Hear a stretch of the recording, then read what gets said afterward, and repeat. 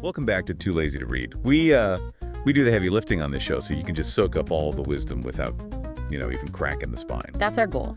And today we are diving deep into Hillbilly Elegy, a memoir of a family and culture in crisis by J.D. Vance. This book's really not your average autobiography. No, it's not. It's really raw, it's personal, it's intertwined with some sharp social commentary about the white working class in America. Yeah. Vance really manages to weave his own story with a broader analysis of what he calls hillbilly culture. It's fascinating. It is. And he gives us both an intimate and sociological perspective, which is really valuable, I think. Absolutely. He starts the book off with this anecdote about his summer job at a tile warehouse.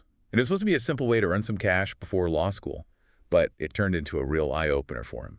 He saw these young guys with opportunities right in front of them, but they just didn't seem to care. They lacked work ethic. And they seemed content with throwing those opportunities away. It's a real turning point for Vance because it challenged his assumptions. It did. He initially thought that economic insecurity was at the root of their problems, but witnessing this apathy firsthand made him realize that there was something deeper at play here. Right.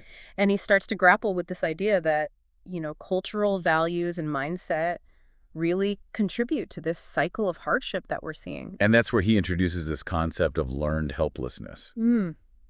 It's the belief that no matter what choices you make, your life just really won't change. Right. And it's a powerful idea. Very powerful. And I think it resonates with a lot of people. Regardless of background. Absolutely. It's very human. Yeah. Vance actually connects this idea of learned helplessness back to his own upbringing. Yeah, he does. Imagine growing up in a chaotic home, your mother's battling addiction, you're surrounded by a community with just low expectations for success. It paints a very vivid picture, I think, of how such an environment can really shape a person's outlook and, lead to that sense of helplessness. Yeah, you kind of wonder how anyone breaks free from that cycle. Right. Well, Vance does eventually. He does. And that's a key part of his story. But before we get to that, I think we should unpack his childhood a little bit further. Okay. His relationship with his mother, for instance, is very heart-wrenching. It is. Her struggles with addiction, her unstable relationships. JD always feeling like a burden. It really takes a toll. It does. On young JD. Yeah. You can really feel the emotional weight of those experiences. When you read his writing, he talks about constantly adapting. Becoming like a chameleon. Yes. Just to survive. Yeah, in all the chaos and instability. Yeah. Created by his mother's choices. Right. And then there's that very traumatic incident of his mother's suicide attempt. Right. Picture, JD is just a kid. Yeah. He witnesses something so terrifying. And his immediate reaction is to seek refuge with his grandparents. His mama and papa. Mama, papa. And it highlights the very significant role that they played in his life. They did. They weren't perfect. They had their flaws, no doubt. Yeah. But they provided a much-needed sense of stability. Yeah. And they instilled some important values. They embody that classic, hillbilly spirit. Tough, resourceful, fiercely protective. Right. And I think to understand them better, we need to understand the historical and cultural context that shaped their worldview. Yeah.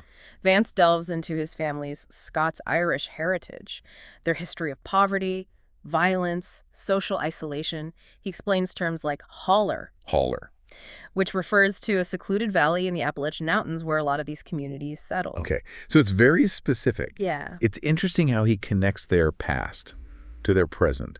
Those values. Like fierce loyalty, the distrust of outsiders. That pressure to conform. Yeah. Passed down through generations. And it's important to clarify here, the term hillbilly isn't used as an insult in this book. It's more about understanding this distinct cultural identity, one that's been shaped by hardship, resilience, and a strong sense of community. Right. But these values often clash with the modern world. They do. And we see that internal struggle play out in JD. Absolutely. He wants to belong to this community, but he also yearns for something more. He's caught between two worlds, navigating the complexities of his identity. Right. And to illustrate this further, I think we can look at the contrasting values of his mama and papa. Okay. On the one hand, they instilled in him a strong work ethic and a sense of self-reliance. And they're really frustrated with the modern welfare system. Yes, they are. Believing that, people are taking advantage of it. And we see this play out in his own experience. When he was working at the grocery store, he talks about seeing people buying steaks with food stamps while he could barely afford a decent meal. That kind of experience really plants the seed of resentment. And disillusionment. Yeah.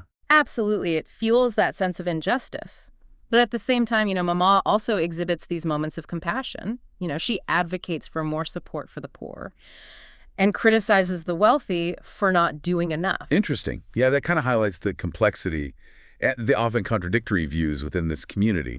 It's a mix of pride, resilience, anger, and a deep sense of injustice. It's not a monolithic culture. No. It's one grappling with some profound economic and social shifts. It is. And that brings us to Middletown, the town where JD grew up. Middletown. Vance paints a stark portrait of a place that's been hit hard by economic decline. It has. The manufacturing jobs that once provided stability are gone.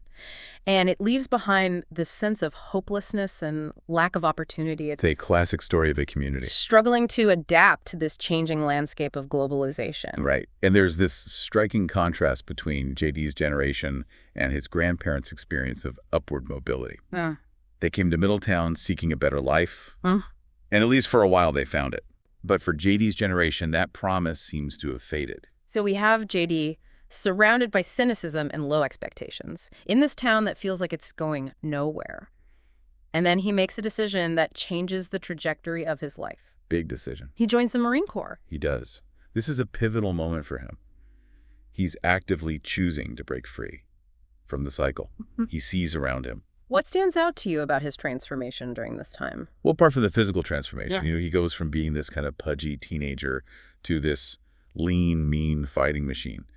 But the Marines instilled in him this sense of discipline, structure, purpose, all of which had been missing back in Middletown. So instead of succumbing to that learned helplessness, right, he develops what we could call a learned willfulness, this belief that he can actually control his own destiny. Yeah.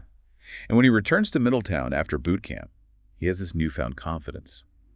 But he sees his hometown with these fresh eyes, and he notices all these unhealthy habits, the low expectations, the lack of ambition, and it's like he's not the same JD who left. Right, and that internal conflict. Between his working class roots and his newfound sense of self-worth is something he continues to grapple with as he embarks on the next chapter of his life. Which is? College at Ohio State University. A world away from Middletown. And he's going to face a whole new set of challenges as he navigates the world of academia.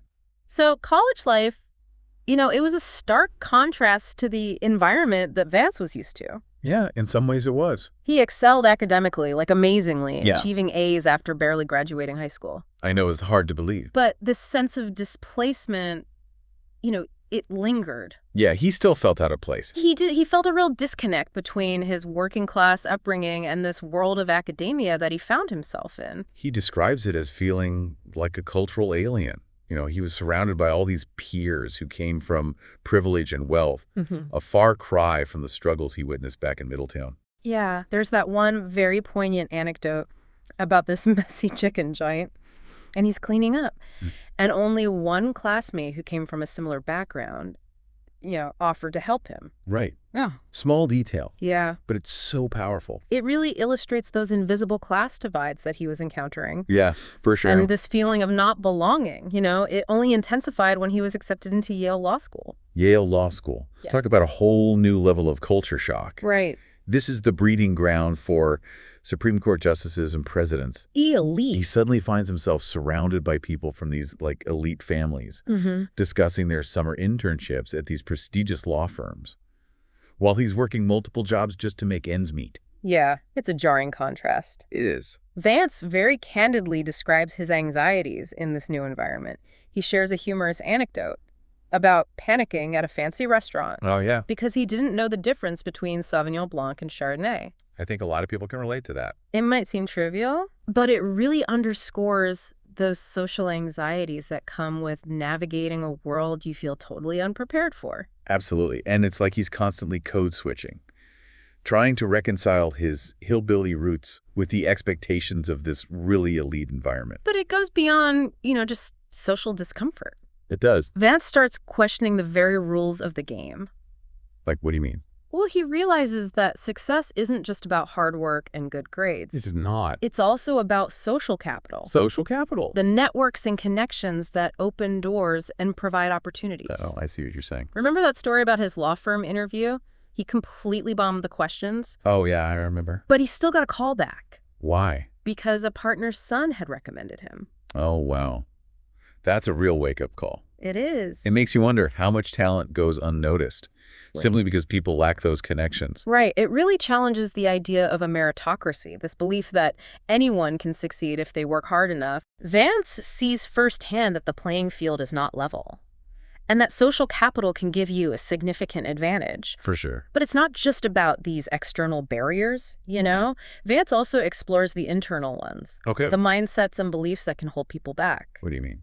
Well, like, remember when he almost didn't apply to Stanford? Oh, yeah, because he was too afraid to ask the dean for a recommendation. Exactly. And that's a perfect example of how his upbringing, that ingrained distrust of authority figures, that fear of rejection can become a self-imposed obstacle. Yeah, it's crazy. He had internalized this idea that places like Stanford were just out of reach, despite all of his academic achievements. It's a powerful reminder that sometimes the biggest battles we face are internal. Those voices of doubt and fear can really be crippling. Absolutely. It can convince us we're not good enough. Or that we don't belong. But thankfully, Vance encountered these mentors and professors who recognized his potential. It did. And really guided him through this new world. Like Amy Chua. Amy Chua. His professor who offered that very valuable advice. What was it? Prioritize your personal life over a prestigious clerkship. Oh, wow. It's a moment of clarity for him. It is. A recognition that success isn't just about climbing the career ladder. It's not. It's also about finding happiness and fulfillment. Yeah, absolutely. And of course there's Usha, the woman who would become his wife. Usha. Their relationship adds this whole other layer of complexity to Vance's journey. It does. It highlights the challenges of bridging class divides and reconciling these different worldviews. They came from such different backgrounds. Their love story is a testament to the power of empathy and understanding. It is. But it's not without its struggles. What do you mean? Well, Vance honestly confronts his own anger issues, acknowledging how he sometimes lashed out at Usha. Oh, wow. Mirroring the destructive patterns he had witnessed in his own family. It's a stark reminder that even when we escape these difficult circumstances, we carry those scars with us. The past doesn't just vanish. Right. And those ingrained behaviors can resurface. Especially in moments of stress or insecurity. It's true. And this connects back to Vance's reflections on the culture of poverty. Right. He's not blaming individuals for their struggles. He's not. He's acknowledging those systemic factors. That contribute to a cycle of disadvantage. Exactly. He talks about how low expectations, lack of social capital, and the normalization of dysfunction, it can all become self-perpetuating. Making it even harder to break free. It really does. And it underscores that, poverty isn't just about a lack of money. It's not. It's a lack of opportunity, a lack of hope, a lack of belief in the possibility of something better. Wow. And this leads us to, I think, a fundamental question that Vance is grappling with throughout the book. What's that? How much of our lives are shaped by our choices versus the circumstances we're born into? That's the age-old question, right? Nature versus nurture. Exactly. And Vance doesn't offer any simplistic answers. He doesn't. He recognizes individual agency and resilience, while acknowledging the profound impact of environment and cultural inheritance. Right. And that's what makes Hillbilly Elegy such a thought-provoking book. Absolutely. It's more than just a memoir. It is. It's a social commentary, a call for empathy and understanding, and a reminder that the American dream isn't equally accessible to all. It's a book that leaves you with a lot to consider. We've explored J.D.'s turbulent upbringing, his transformative experience in the Marines, and his journey through the world of academia. But in this final part, I think it's important to address the emotional legacy of poverty. That Vance portrays so poignantly. Yeah, it's a dimension of poverty that I think is often overlooked. It is. Vance doesn't shy away from depicting the raw emotions. No, he doesn't. The anger, the cynicism, that deep sense of mistrust that kind of permeates these communities. He even delves into the prevalence of conspiracy theories and misinformation. Oh, wow. Which, further fuel this sense of alienation and disillusionment. It's like a vicious cycle. He describes this really profound sense of cultural detachment. Right. It's like many working-class whites just feel completely disconnected from the institutions. and the narratives that dominate American society. They feel like their voices aren't heard, their values aren't respected, and their struggles just aren't understood. It's like they're living in a different America. Yeah, one that's been left behind by the forces of globalization and cultural change. And you know that feeling of being left behind. It breeds resentment, anger, and just a profound sense of hopelessness. And it's in those moments of despair that the allure of scapegoats, whether it's immigrants, minorities, or elites, it becomes even stronger. It's a dangerous cycle, and I think Vance's book serves as a powerful antidote to that. I agree. Instead of perpetuating judgment and division, he encourages empathy and a deeper understanding of these really complex issues. What strikes me is that Hillbilly Elegy isn't just a bleak portrayal of despair. No, it's not. It's also a testament to the resilience of the human spirit, the power of individual agency, and the importance of hope. You're right. Vance highlights those glimmers of hope throughout the book. He emphasizes the role of mentors, teachers, and supportive family members who can really help individuals break free from these cycles of disadvantage. They offer stability, encouragement, and a belief in one's potential. Which can make all the difference. They serve as these reminders that even amidst hardship, there's always a choice, a chance to forge a different path. I love that. And I think that's where the book's message resonates most powerfully. It reminds us that even when we're surrounded by dysfunction and despair, individuals really do have the capacity to choose a different path. It's a message that's both empowering and challenging. It is. It acknowledges the systemic barriers that exist, while also emphasizing the importance of personal responsibility and the will to overcome. Right. Ultimately, Hillbilly Elegy is a call to action. Yeah. It urges us to bridge divides, to listen to those whose experiences differ from our own, and to work towards solutions that really address the root causes of poverty and inequality. It's a book that stays with you long after you finish reading it. It does. It prompts reflection, challenges assumptions, and hopefully inspires us to build a better future for all Americans. Well said. And there you have it, folks, our deep dive into Hillbilly Elegy, a captivating memoir that offers a really raw and insightful glimpse into the complexities of class, culture, and the challenges faced by the white working class in America. We hope this deep dive has sparked your curiosity and given you some food for thought. If you're looking for more thought-provoking discussions, be sure to subscribe to Too Lazy to Read, wherever you get your podcasts. Until next time, happy reading.